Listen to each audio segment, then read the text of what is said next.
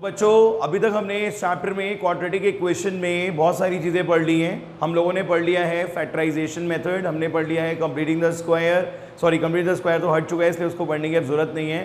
Quadratic formula पढ़ लिया है, Sridharacharya's method and nature of the roots, ये सारी चीज़ें हम लोग पढ़ चुके हैं, ठीक है। और इस पे बेस्ड हमने बहुत सारे क्वेश्चंस कर लिए हैं। एक लास्ट टॉपिक इस चैप्टर में बचता है बच्चों, दैट इज वर्ड प्रॉब्लम्स, ठीक है। ये बड़ा लेंदी टॉपिक है क्योंकि इसमें बहुत सारी वर्ड प्रॉब्लम्स हैं, और जैसे आपने linear equation in two variable में पढ़ा था ना, बिल्कुल वैसे ही आपको यहाँ पर भी ये कुछ वैसा ही लगेगा। तो पहला बेटा क्वेश्चन जो है हमारा टाइप वाइज चलेगा। यहाँ पर पहला क्वेश्चन जो है हमारा बेस्ड है नंबर्स पे, ठीक है। आपने जो टू डेट वाले नंबर्स क्वेश्चंस करे थे और जनरल क्वेश्चंस करे थे linear equation in two variable में, वैसे ही यहाँ पर भी क्वेश्चंस आएंगे आपके, और आपको क्या डिफरेंस पता लगेगा ये जानना भी बड़ा ज़रूरी है, क्योंकि अगर ये दोनों चैप्टर्स का क्वेश्चन पेपर में आता है तो बड़ा कन्फ्यूजन हो जाता है कि दिस इज फ्रॉम लीनियर और दिस इज फ्रॉम क्वाड्रेटिक। तो लीनियर में अप्रोच ये होती है कि वहाँ पर स्टेटमेंट में हमेशा दो इक्वेशंस बन रही होती हैं, बट यहाँ पर क्या होता है बच्चों, यहाँ पर सिर्फ और सिर्फ एक ही इक्वेशन बनेगी, और वो इक्वेशन भी हमारी किस फॉर्म में आएगी, क्वाड्रेटिक की फॉर्म में। सो बच्चों इस बात का बहुत ध्यान रखना है आप लोगों ने, ये मिस्टेक नहीं होनी चाहिए। पहला क्वेश्चन जो है बच्चों बहुत सिंपल है, कहता है sum of the square of the two consecutive natural numbers. अगर मैं नेचुरल नंबर्स की बात करूं कॉन्जिक्यूटिव, तो एक एक्स लेट कर लेंगे और एक एक्स प्लस वन। ऐसा आपने छोटी क्लासेस में भी करा होगा कि क्वेश्चंस कभी कभी आपको लेट करने पड़ते हैं नंबर्स, तो नंबर्स में आपने एक एक्स ले लिया, दूसरा ले लिया बच्चों एक्स प्लस वन। अब ये कहता है कि इनका स्क्वायर करो और स्क्वायर करके सम कर दो। तो according to question x square plus x plus one का स्क्वायर हो जाएगा x square plus x plus one का square, and their sum is equal to 313, ठीक है। ऑब्वियसली अब ये स्क्वायर आ गया है, तो जब आप इसे ओपन करोगे then it will be x square 2x 1 313, इसको इधर शिफ्ट कर दोगे ये 2x स्क्वायर हो जाएगा, ये दोनों ऐड होके 2x स्क्वायर हो जाएंगे। This is 2x and this is 312, ये इधर आ जाएगा, 1 इसमें से हट जाएगा, तो ये कितना रह जाएगा 312। अब आपको इसमें क्या करना है, इतनी बड़ी इक्वेशन को डील करने के लिए आप कॉमन भी ले सकते हो। तो यहाँ पर जैसे ही आपने 2 कॉमन लिया बच्चों, तो x square plus x minus 156 is equal to 0 आ जाएगा, और ये 2 भी यहाँ चला जाएगा, तो हमारी जो फाइनल क्वाड्रेटिक इक्वेशन बनेगी वो बन जाएगी x square plus x minus 156 is equals to 0। अब हम 156 के फैक्टर्स ढूंढते हैं, ठीक है। जैसे यहाँ पर आ जाएगा आपका ये 7 and 8 78, फिर 2 से करा 36, फिर 2 से करा 18, फिर 2 से करा 9। अब आपको ऐसे फैक्टर्स चाहिए बच्चों जिससे आपको सम कितना मिले 1, ठीक है। ये वही फैक्टराइजेशन है जो आपने अभी प्रीवियस इतनी क्लासेस में करा है, तो उसी को आपको यहाँ पे यूज़ करना है। क्या करेंगे बच्चों, क्या पेयर बनाएं जिससे हमें 1 मिल जाए। यहाँ पर हमारे फैक्टर्स होने चाहिए यहाँ पे 13 and 12।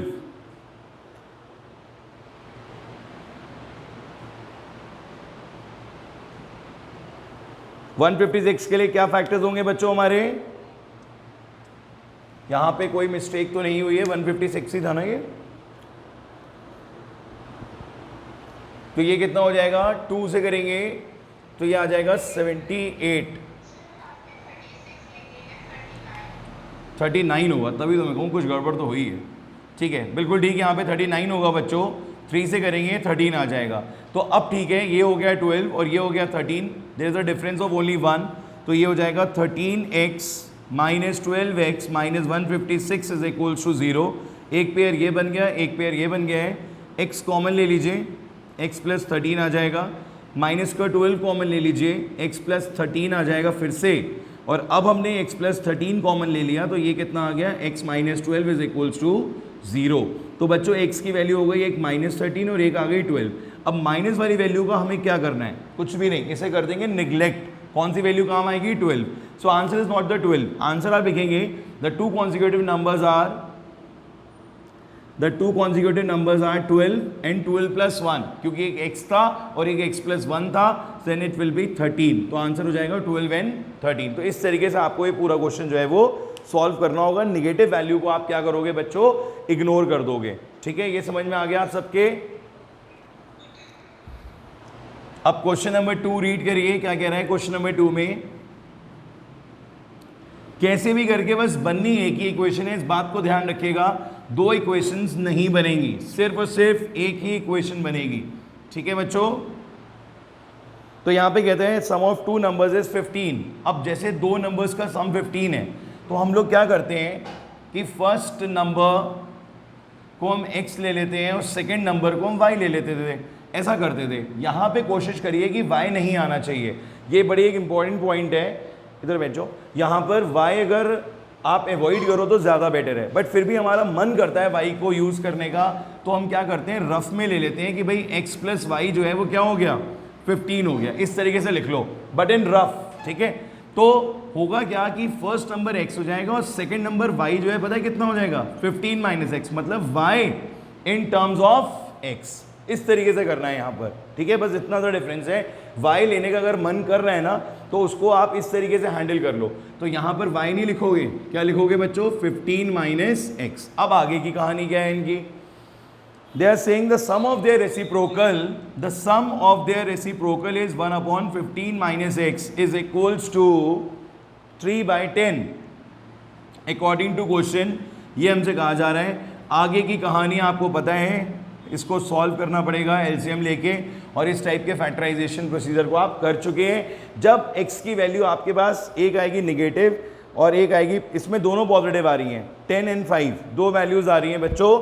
तो अगर आप 10 लेते हो x तो y 5 आ जाएगा, अगर आप 10 x 5 लेते हो तो y जो है वो 10 आ जाएगा। तो ये इसका आंसर हो जाएगा। आया समझ में बच्चों?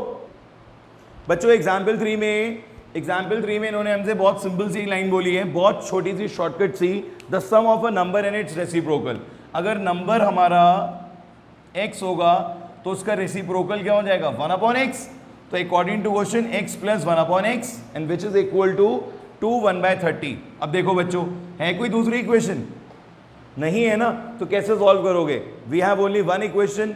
एलसीएम लेंगे, x² प्लस 1 ये हो जाएगा 61 अपॉन 30, क्रॉस मल्टीप्लाई करेंगे, फैक्टराइजेशन मेथड यूज करेंगे और हमें x की वैल्यूज मिलेंगी, ठीक है। तो आंसर जो है दोनों दीजिएगा, ठीक है, मतलब नॉर्मल नंबर भी और रेसिप्रोकल वाला भी।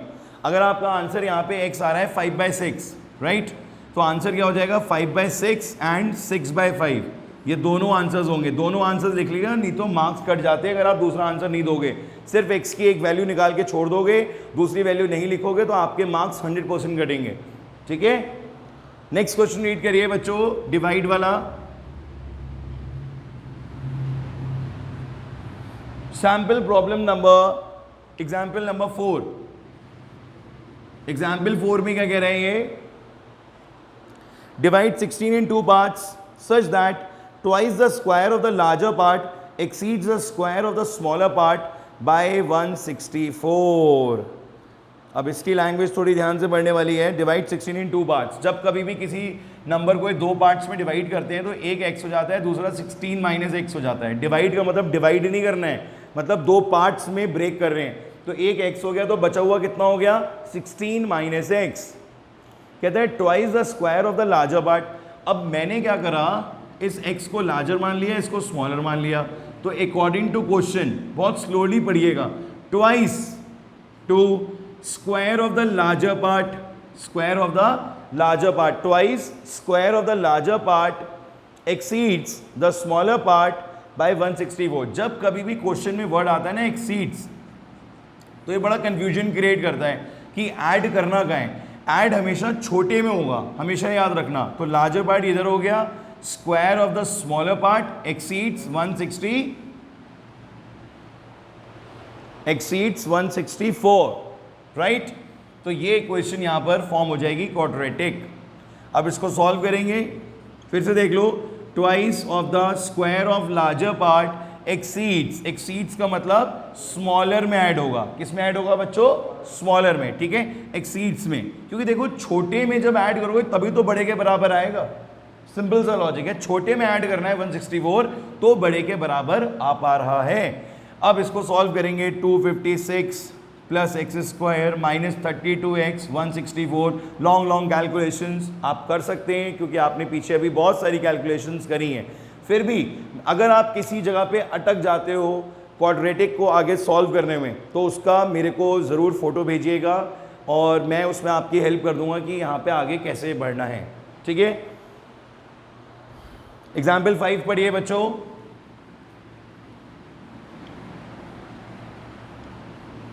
Read example 5।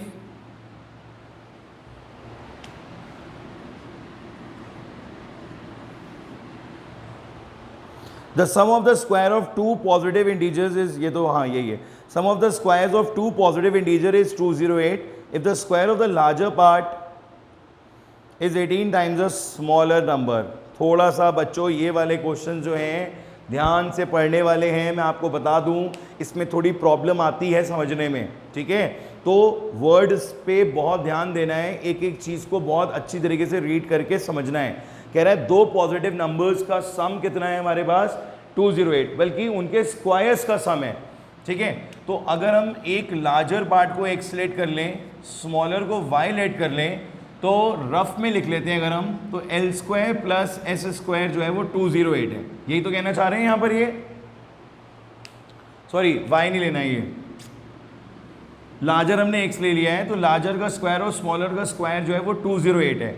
अब लार्जर को अगर हमने x ले लिया, ठीक है, तो रिलेशनशिप ये दे रखी है कि square of the larger is 18 times the smaller number. मतलब अकॉर्डिंग टू क्वेश्चन ये है कि square of the larger one, square of the larger one, मतलब लार्जर वन का जो स्क्वायर होगा, तो फिर हमें यहाँ पे लेट करना पड़ेगा स्मॉलर को x। ठीक है, क्योंकि कंडीशन में हमें लेट ये करना पड़ रहा है कि let the smaller number be x। अब कह रहे हैं स्क्वायर ऑफ द लार्जर, तो लार्जर का स्क्वायर करा तो 18 टाइम्स स्मॉलर निकला। Square of the larger 18 times smaller, यही लिखा हुआ है बच्चों क्वेश्चन में। तो L square is equals to 18x आ गया। तो यहाँ पर एल स्क्वायर की वैल्यू कितनी आ गई 18x, और स्मॉलर कितना हो गया x। Now as per this condition जो यहाँ दे रखी है कि दोनों के स्क्वायर्स का सम 208 है, तो बच्चों एल स्क्वायर कितना हो गया 18x और s का स्क्वायर कितना हो गया x square is equals to 208। अब ये शायद आधी से ज़्यादा जनता को समझ में नहीं आया होगा, बोलो बच्चों, एम आई राइट और रॉन्ग?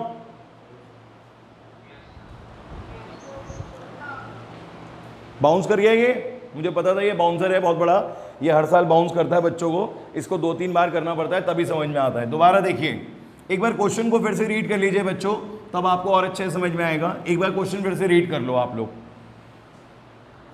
देखो बच्चों है क्या, दो चीज़ें हैं, एक नंबर में लार्जर पार्ट है और एक स्मॉलर पार्ट है। ठीक है, ये कह रहा है कि square of the larger part is 18 times the smaller one, तो मैंने स्मॉलर को लेट कर लिया x, तो ये कितना हो गया 18x। यहां तक की बात तो समझ में आ ही गई होगी सबको। Square of the larger part is 18 times the smaller one, तो स्मॉलर वन बाद वाले को x लेट करा तो ये 18x हो गया। अब कंडीशन क्या है, कंडीशन ये है कि इन दोनों के स्क्वायर्स का सम, चलो लिख लो, ये यहाँ पे वैसे लिखना नहीं होता, ये डायरेक्टली करते हैं, बट चलो अभी समझने के लिए लिख लो, बाद में चाहे मत लिखना। तो एल स्क्वायर और एस स्क्वायर इज 208, ये फर्स्ट लाइन में लिखी हुई है बात। तो एल स्क्वायर की जगह आप डायरेक्टली क्या रख दोगे 18x, और एस स्क्वायर की जगह क्या रख दोगे एक्स स्क्वायर 208, इसको उधर शिफ्ट कर दो, और अब इसे सॉल्व करके आपको x की वैल्यू मिल जाएगी। आया समझ में बच्चों?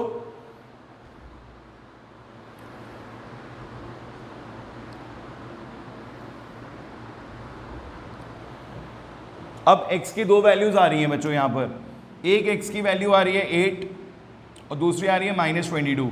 इसको तो आप हटा दो, 8 वाली वैल्यू पकड़ लो, तो स्मॉलर नंबर कितना हो गया 8, but what about the larger number? अब लार्जर का स्क्वायर है 18 इंटू x, तो 18 इंटू 8 करा कितना आ गया 144 एल स्क्वायर, तो l कितना हो जाएगा √144, तो l कितना आ गया 12। So the larger number is 12 and the smaller number is 8। अब समझ में आया बच्चों आप सबके क्वेश्चन?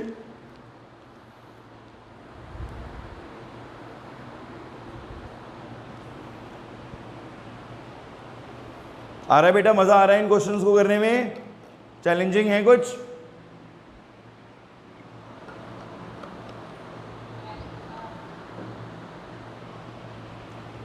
नेक्स्ट क्वेश्चन रीड करिए, वो भी कुछ कुछ ऐसा ही है। Read the next one, example number 6, कुछ कुछ ऐसा ही है वो भी।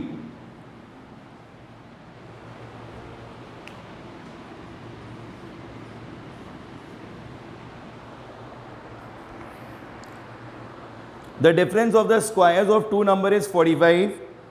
The square of the smaller number is 4 times the larger number. अब आपको ज़्यादा दिक्कत नहीं आएगी क्योंकि यहाँ पर भी सेम कंडीशंस लग रही हैं। Square of the smaller number is 4 times the larger number. तो इस बार हम क्या करेंगे बच्चों? लार्जर को लेट करेंगे। किसको लेट करेंगे बच्चों? यस, क्योंकि जो बाद वाला होता है हमेशा उसको एक्सलेट करना चाहिए, इस बात का ध्यान रखना, बाद वाले को। So let the larger number be x, larger number x हो गया, तो square of the smaller is 4x, ये बोला गया है। देख लो, ध्यान से पढ़ लो, वही चीज है। Square of the smaller is 4x लिखा हुआ है, square of the smaller number is 4 times the larger. So difference of the square of two number is 45। हमेशा डिफरेंस के केस में याद रखना बड़ा माइनस छोटा ही करेंगे। अगर 45 आ रहा है, प्लस में आ रहा है, so it should be L square minus S square is equals to 45। L square की जगह क्या रखोगे? x है तो x का स्क्वायर, और एस स्क्वायर की जगह डायरेक्टली क्या रखोगे? 4x is equals to 45। इसको तो शिफ्ट कर दो, इज इक्वल टू 0, और फिर यहां पर सेम वैसे आपको वैल्यू निकालनी है जैसे आपने प्रीवियस क्वेश्चन में करा था। ठीक है बच्चों, आ रहे हैं समझ में ये? अब आगे बढ़िए, नेक्स्ट क्वेश्चन जो है हमारा एग्जाम्पल 7। आपको लगेगा जाना पहचाना सा बिल्कुल कि आपने तो ऐसा क्वेश्चन पहले भी कर रखा है। अब सेवेंथ एग्जाम्पल में आपको समझ में आएगा कुछ difference. A 2 digit number is such that the product of its digit is 18 when 63 is subtracted from the number. बस इसकी पहचान क्या है मैं तुम्हें बता दूं। जो लीनियर में भी ऐसे क्वेश्चन थे 2 डिजिट वाले, और क्वाड्रेटिक में भी हैं। लीनियर में ना प्रोडक्ट वर्ड यूज नहीं होगा, 2 डिजिट्स का प्रोडक्ट वर्ड यूज नहीं होगा, प्रोडक्ट जो है वो क्वाड्रेटिक में यूज होगा। और इनफैक्ट लीनियर में कुछ क्वेश्चंस दे भी रखे थे प्रोडक्ट वाले, तो मैंने आपसे बोला था कि ये वर्ड प्रॉब्लम्स जो हैं वो किसकी हैं? किसकी हैं वर्ड प्रॉब्लम्स? क्वाड्रेटिक की। ठीक है, तो बच्चों कॉन्सेप्ट वही है, 2 डिजिट वाला जो क्वेश्चन था उसमें हम ये करते थे, let the digit at 10th place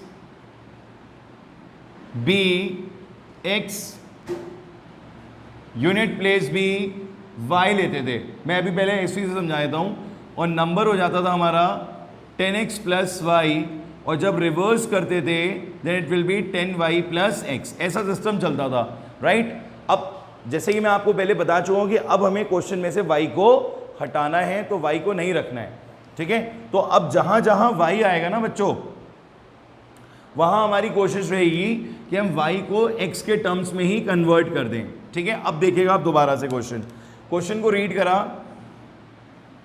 question में इन्होंने बोला है अ 2 digit number the product of the digit is 18। अब प्रोडक्ट ऑफ द डिजिट को 18 देखते ही हमारे मन में आ गया भाई एक्स वाई इक्वल टू 18। ये नहीं आया? बताओ, यही तो आएगा बच्चों। हमारे माइंड में क्या आएगा कि अगर 2 नंबर का प्रोडक्ट 18 है तो मतलब x इंटू वाई कितना हो जाएगा? 18। बोलो कोई doubt? So now if x y is 18, बच्चों इफ एक्स वाई इज 18 तो y will be 18 upon x। नीचे आ जाएगा ये। अब लिखेंगे कैसे? Let the digit at 10th place be x, right? तो यूनिट प्लेस पे it will be 18 upon x। कितना हो जाएगा बच्चों ये? 18 अपॉन x। अब मैं y नहीं लिखूंगा, क्या लिखूंगा? 18 अपॉन x, क्योंकि मेरे माइंड में ये चीज क्लियर हो चुकी है। और नंबर क्या फॉर्म हो जाएगा हमारा? 10x plus 18 upon x। और बच्चों रिवर्स करके क्या आ जाएगा? 10 into 18 upon x plus x। मतलब सब कुछ बिल्कुल वैसा ही है, बस इस y की जगह पे क्या आ गया? क्या आ गया 18/x। अब अकॉर्डिंग टू क्वेश्चन क्या कहना चाह रहा है, एक बार फिर से क्वेश्चन को रीड कर लीजिए।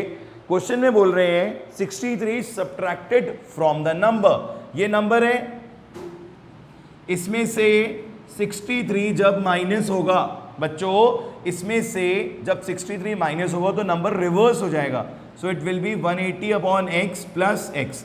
अब बेटा करो इसको सॉल्व करते टाइम जरा ध्यान रखना, एलसीएम प्रॉपर लेना, कॉमन प्रॉपर लेना, ऐसा ना हो कि कोई बच्चों वाली मिस्टेक कर दो और बाद में खुद को बुरा लगे कि हम 10th क्लास में आ गए हैं और अभी भी हम इस चीज़ को सॉल्व नहीं कर पा रहे हैं। ठीक है बच्चों, ऐसा करने के बाद आपको x की दो वैल्यूज़ मिलेंगी, एक वैल्यू आ रही है 9, दूसरी आ रही है -2।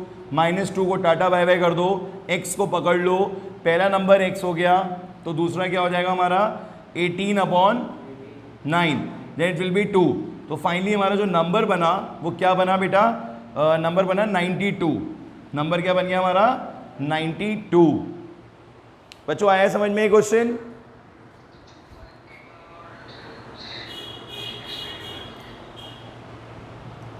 बेटा इसमें हम लोगों ने, मैंने आपको बताया था कि 2 डिजिट वाले जो क्वेश्चंस होते हैं उसमें x y का कॉन्सेप्ट चलता है, राइट। एक x होता है, एक y होता है, फिर ये 10x प्लस y होता है और ये 10y प्लस x होता है। यहाँ पर क्वेश्चन में दे रखा है the product of the digits, मतलब जो डिजिट्स थी हमारी x और y, अगर हम सोच रहे हैं तो उनका प्रोडक्ट कितना दे रखा है 18। तो बेटा उसी के ब्याह पे y कितना आ गया हमारा 18/x।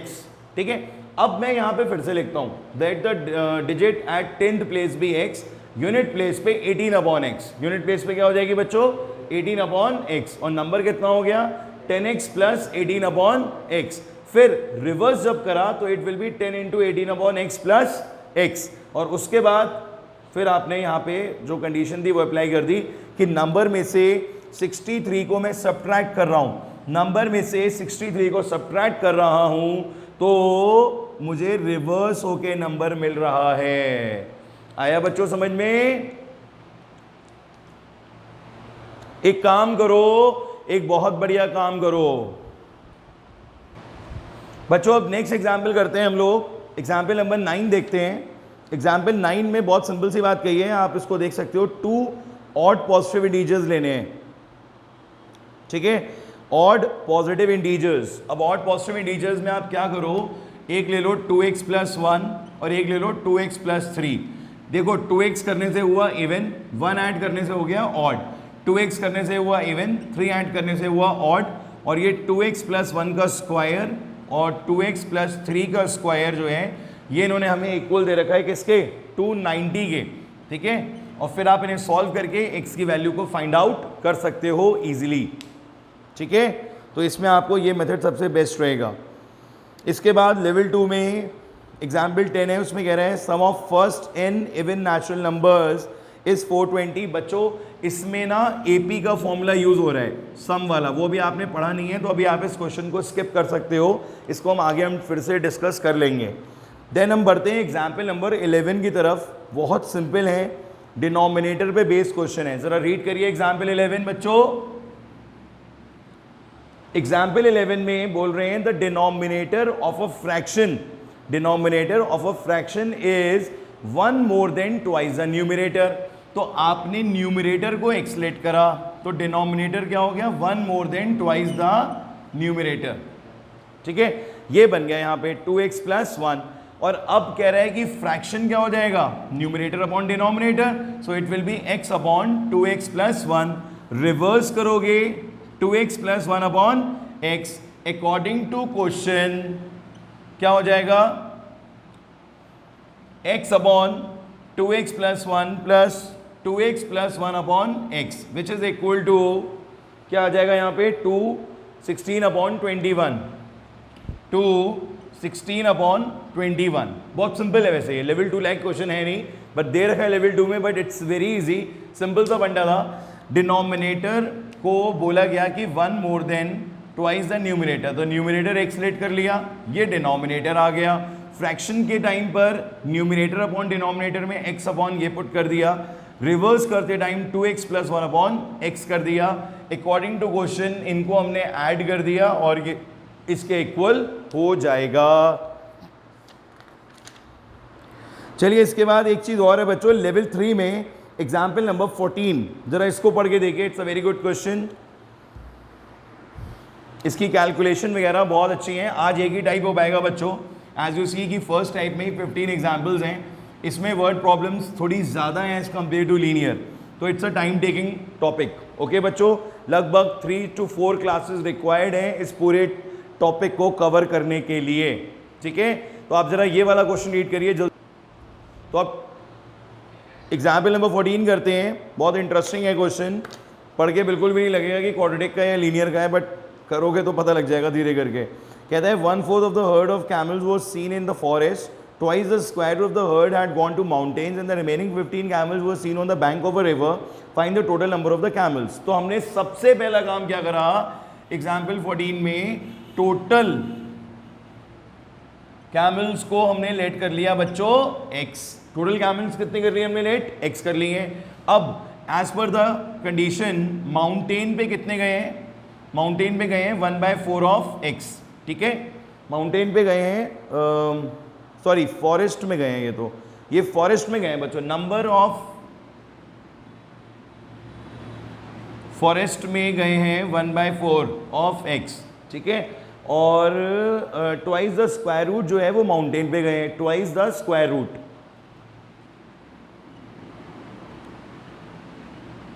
मतलब 2√x, twice the square root of the total. और रिवर साइड कितने गए हैं 15 रिमेनिंग, ठीक है।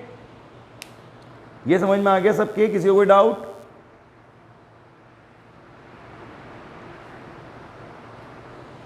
अब कंडीशन क्या बनेगी बच्चों, अकॉर्डिंग टू क्वेश्चन कंडीशन ये बनेगी कि इन तीनों का सम टोटल के इक्वल होना चाहिए, ठीक है। So it will be 1/4 of x twice root x 15 is equals to x, ये होना चाहिए, ठीक है।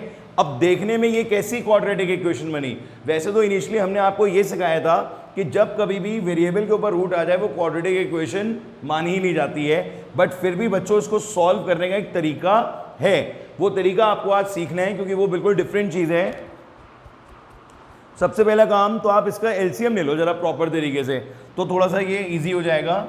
आपने सबसे पहले एलसीएम ले लिया है, और क्योंकि ये 1/4 ऑफ x है और ये x है, तो बड़ा तो x हुआ ना 1/4 ऑफ x में, और x में बड़ा कौन हुआ x, तो ये सारे उधर शिफ्ट कर दो, मतलब यहाँ आ गया 0, x minus 1/4 of x minus 2√x and minus 15, तो ये एलसीएम लेके आ जाएगा 3x/4 माइनस 2√x माइनस 15, ये आ गया बच्चों। Any doubt? इसके बाद एलसीएम ले लिया हमने, तो ये 4 आ जाएगा, this will be 3x 8√x and minus 60 is, यहाँ पे 0 आ गया, क्रॉस में चला गया, 3x minus 8√x minus 60 is equal to 0, ठीक है बच्चों। अब इस रूट x को डील करना है हमें, कैसे करेंगे देखिए। सबसे पहले आप क्या करो, इस रूट x को आप वाइलेट कर लो बच्चों, ये स्टेप आपको ध्यान रखना पड़ेगा, रूट x को वाइलेट कर लो, और फिर जब आप स्क्वायरिंग बोथ साइड करोगे, क्या करना है बच्चों आपको, स्क्वायरिंग बोथ साइड, ध्यान से देखिए क्या करना है आपको, स्क्वायरिंग बोथ साइड करनी है, तो होगा क्या, x is equal to y square हो जाएगा।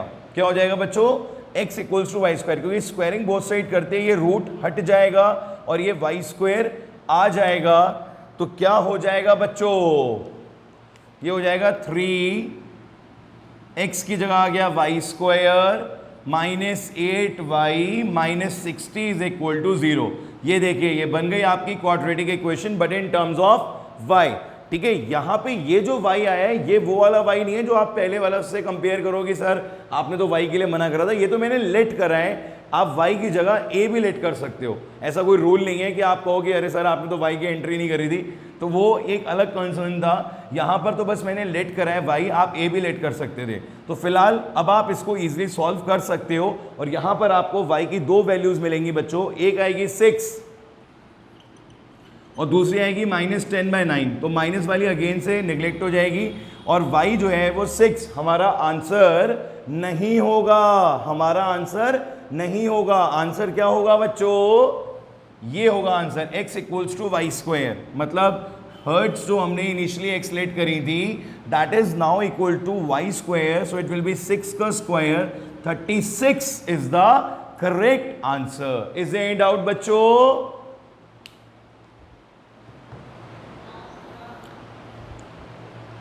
तो बच्चों आई थिंक आज आप लोगों को ये सारे क्वेश्चंस थोड़े से हैवी लग रहे होंगे, क्योंकि आप लोगों ने बहुत टाइम बाद वर्ड प्रॉब्लम्स पढ़ी हैं। और वर्ड प्रॉब्लम्स में होता क्या है बच्चों, क्वेश्चन आपको अपनी जगह से पढ़ना है, राइट, और मैंने उसका सोल्यूशन बताना है आपको, राइट। तो क्वेश्चन पढ़ के आपको जो जो चीज़ें समझ में नहीं आई हैं वो आप क्लास के बाद मेरे से डिस्कस कर सकते हो।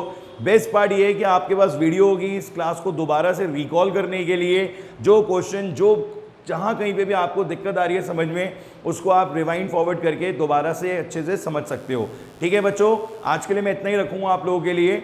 अभी क्लास लीव मत करिएगा, मेरे को आपसे बात करनी है। और बाकी नेक्स्ट क्लास में हम इसका नेक्स्ट टाइप स्टार्ट करेंगे, जो और भी ज़्यादा इंटरेस्टिंग होगा और भी ज़्यादा हार्ड वर्किंग होगा। ठीक है बच्चों, have a good time, God bless you.